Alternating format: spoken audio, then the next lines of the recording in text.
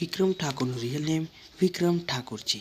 તેમનો જન્મ 1 એપ્રિલ 1984ના રોજ ફતેપુરાના ગાંધીનગરમાં થયો હતો. તેઓ નેશનાલિટીથી ઇન્ડિયન અને તેમનું રિલિજન હિન્દુ છે. તેમના પત્નીનું નામ તારાબેન છે. તેમને એક દીકરો અને એક દીકરી છે.